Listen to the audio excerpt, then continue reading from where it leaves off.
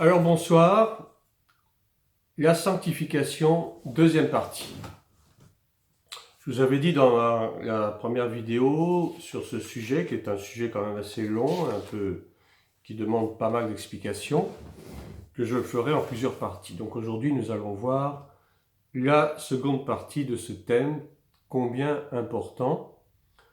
Pour nous qui sommes disciples de Christ, la sanctification, je dirais, c'est un passage obligé. Il n'y a pas de sanctification, s'il n'y a pas de sanctification, nul ne verra Dieu, c'est ce que dit la parole de Hébreux 4, verset 12, que je ne me lasserai pas de vous répéter. Recherchez la paix avec tous et la sanctification sans laquelle personne ne verra Dieu, ou personne ne verra le Seigneur, tout dépend des traductions. Le mot sanctification veut dire se séparer.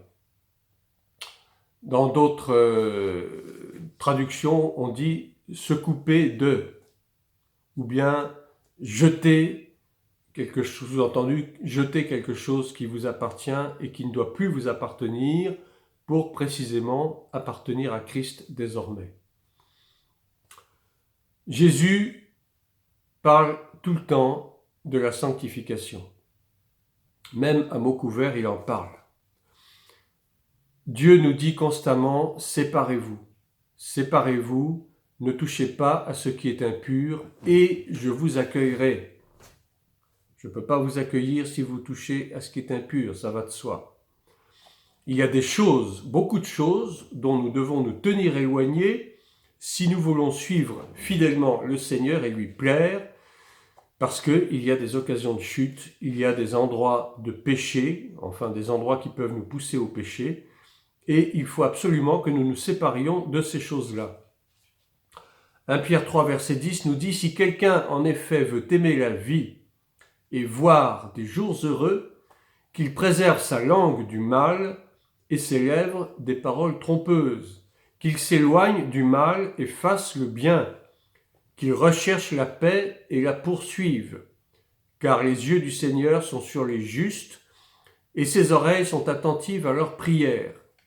Mais la face du Seigneur est contre ceux qui font le mal. » 2 Timothée 2, 19, le Seigneur connaît ceux qui lui appartiennent, et quiconque prononce le nom du Seigneur, qu'il s'éloigne de l'iniquité.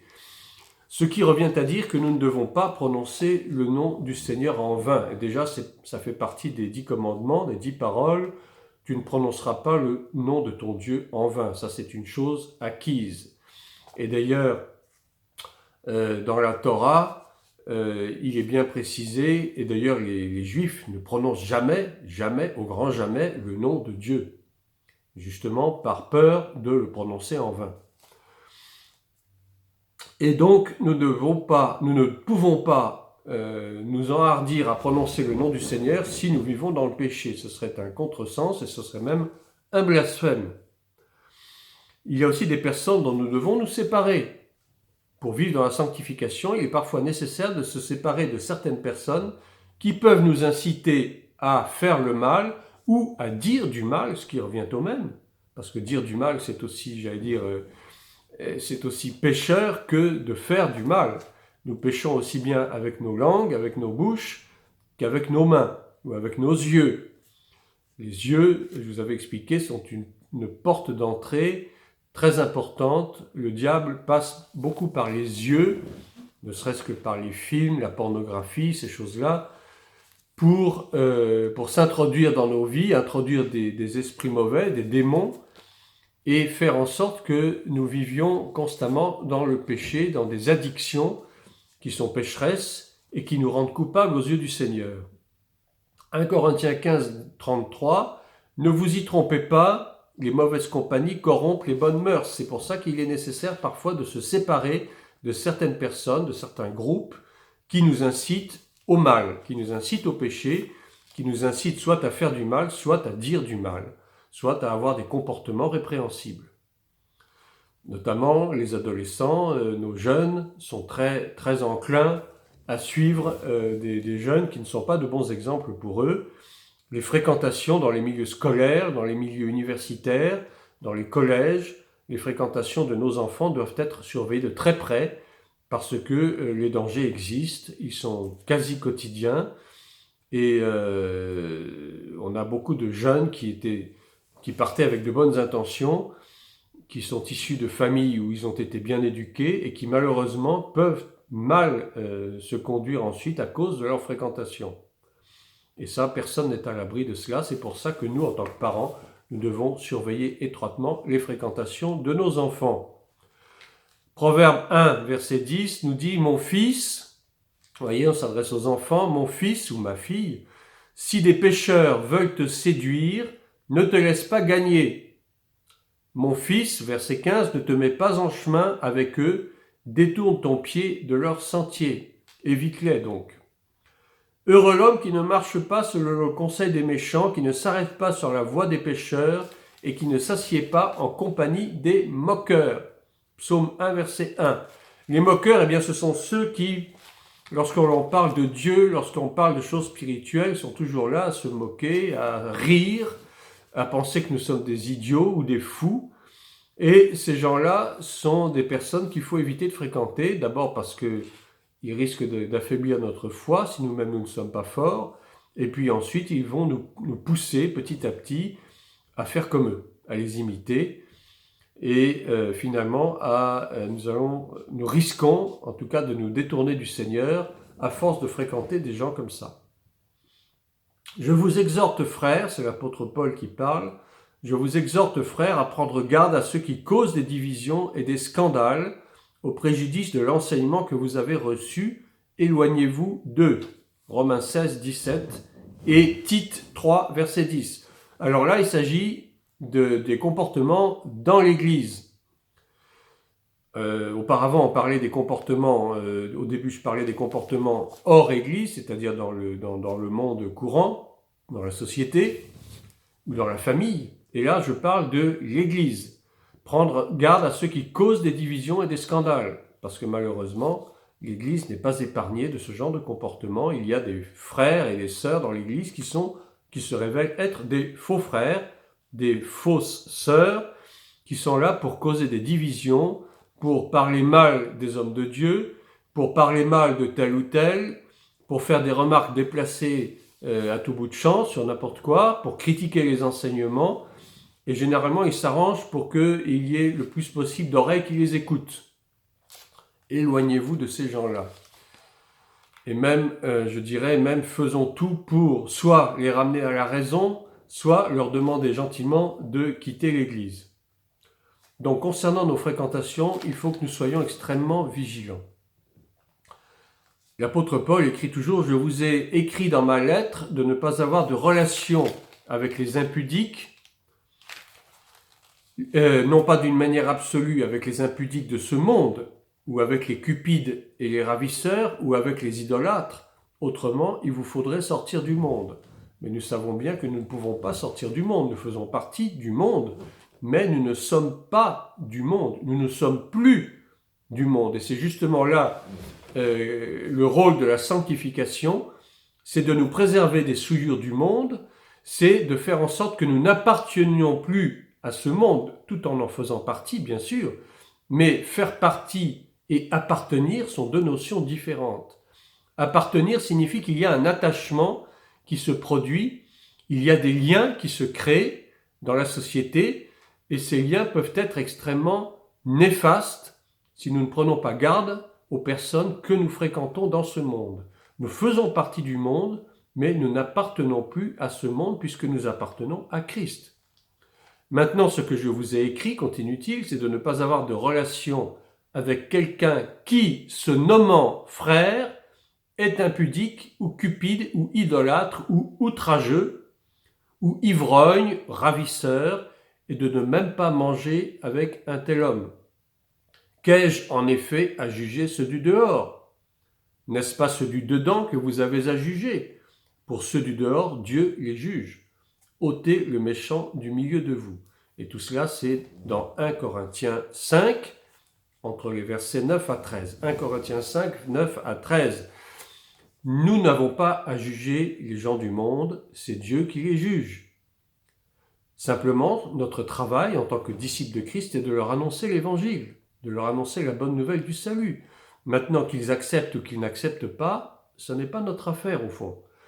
Mais ceux du dedans, c'est-à-dire ceux de l'Église, ceux qui se disent chrétiens, ceux qui se disent disciples appartenant à Christ, ceux-là, oui, nous avons le droit de les juger, nous avons le droit de les reprendre, c'est même un devoir, nous avons le droit de leur montrer que ce qu'ils font ou ce qu'ils disent n'est pas bon, n'est pas juste, et s'il le faut, eh bien, il faudra appliquer la discipline à l'intérieur de l'Église pour justement que le reste du corps de Christ soit préservé de telles personnes, si jamais ils ne veulent pas se repentir. Bien entendu, nous souhaitons que ces personnes se repentent, suivent maintenant la voie de Christ, abandonnent cette mauvaise voie à l'intérieur de l'Église, parce que ce ne sont pas de bons exemples, mais bien entendu, s'ils ne se repentent pas, s'ils persistent dans leur mauvais agissement, s'ils persistent à vouloir causer des divisions et des scandales, à ce moment-là, eh bien, la question est posée de savoir s'il faut les garder dans l'Église. Donc, appliquer la discipline.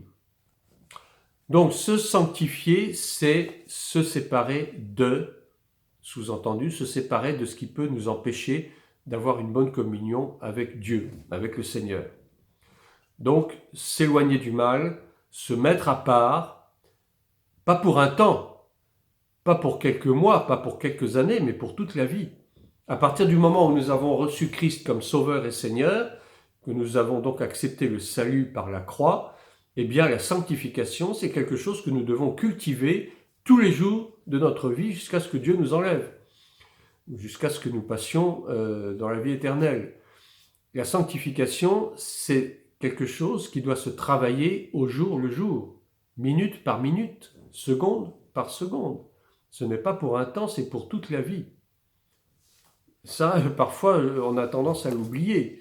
On se sanctifie pour un certain temps, et puis le reste du temps, on fait ce qu'on veut, jusqu'à temps que, finalement, on se rende compte que, ah oui, notre conduite n'est pas si bonne que ça, il faut de nouveau se sanctifier. Non, la sanctification, c'est quelque chose qui se travaille au jour le jour, au jour le jour. Comme le salut se travaille également. Travaillez à votre salut, dit l'apôtre Paul. Ça veut dire que nous devons faire tout pour nous maintenir dans le salut. C'est un style de vie que nous devons adopter, et si nous l'avons adopté, il faut le garder jusqu'à la fin. Eh bien, la sanctification, je dirais, c'est aussi un style de vie, c'est le style de vie propre aux disciples de Christ, à ceux qui veulent réellement et sincèrement suivre Christ du début jusqu'à la fin. Romains 6,13 nous dit « Ne livrez pas vos membres au péché comme des instruments d'iniquité, mais donnez-vous vous-même à Dieu comme étant vivants, de mort que vous étiez. » Nous étions morts lorsque nous vivions dans le péché. Notre vie spirituelle était morte. « Et offrez à Dieu vos membres comme des instruments de justice. » Alors offrir à Dieu nos membres, ça sous-entend offrir tous nos corps. D'ailleurs, Romains 12 le dit, « Offrez vos corps comme un sacrifice vivant et agréable à Dieu, ce qui sera de votre part un culte raisonnable. Ne vous conformez pas au siècle présent, mais soyez renouvelés dans votre intelligence afin de discerner ce qui est bon, agréable à Dieu. » Donc, si quelqu'un se conserve pur, c'est-à-dire s'éloigne du péché, en s'abstenant de toutes ces choses, il sera comme un vase d'honneur, sanctifié, utile à son maître et propre à toute bonne œuvre. 2 Timothée 2, 21. L'intervention de Dieu dans notre sanctification est donc un élément capital qui la rend possible, parce que sans Dieu, rien n'est possible. Et malgré toute notre bonne volonté, malgré nos vœux pieux, je dirais entre guillemets, malgré nos bonnes résolutions, sans Dieu, nos efforts sont vains. Et tôt ou tard, nous retomberons forcément dans le péché, nous retomberons dans ce que nous avions vomi auparavant et dans lequel nous retombons fatalement si Dieu n'est pas dans la partie. 1 Thessaloniciens 5, 23, 24, « Que le Dieu de paix vous sanctifie lui-même tout entier, et que tout votre être, l'esprit, l'âme et le corps soient conservés irrépréhensibles, c'est-à-dire irréprochables, lors de l'avènement de notre Seigneur Jésus-Christ. Celui qui vous a appelé est fidèle et c'est lui qui le fera. Il dit bien c'est lui qui le fera, c'est pas vous. Ce n'est pas de vous-même, mais si Dieu n'est pas dans l'affaire, ça ne peut pas fonctionner. C'est lui qui le fera. Tout comme Dieu nous appelle à le servir, ce n'est pas nous qui nous appelons nous-mêmes, sinon ça comporte des risques énormes. Vous avez tellement de serviteurs de Dieu qui sont auto-appelés alors que Dieu ne leur a rien demandé, eh bien ça cause des catastrophes dans l'Église. C'est la même chose concernant la sanctification, c'est Dieu qui nous sanctifie. C'est vrai, nous prenons la décision d'obéir à Christ, nous prenons la décision d'être soumis à sa volonté, c'est-à-dire d'obéir à la loi de Dieu tout simplement, mais c'est lui qui fait en sorte que ça puisse être réalisé dans notre vie, que nous ayons la capacité et la force de le faire, de mener à bien ce processus de sanctification. Dès le début de notre conversion, Dieu nous sanctifie déjà. Il nous met à part pour être un peuple qui lui appartient, afin que nous devenions participants de la nature divine en fuyant la corruption qui existe dans le monde par la convoitise. Et la convoitise, c'est la porte d'entrée du péché. C'est toujours par la convoitise que le péché commence. Ceci est tiré de 2 Pierre 1, verset 4. Le premier élément de la sanctification, c'est la sanctification de l'esprit. Il y a 3 parties dans l'être humain. Il y a l'esprit du plus profond, du plus intime, l'esprit, l'âme et le corps. Ça, je l'avais déjà expliqué. Le premier élément de la sanctification, c'est donc la sanctification de l'esprit.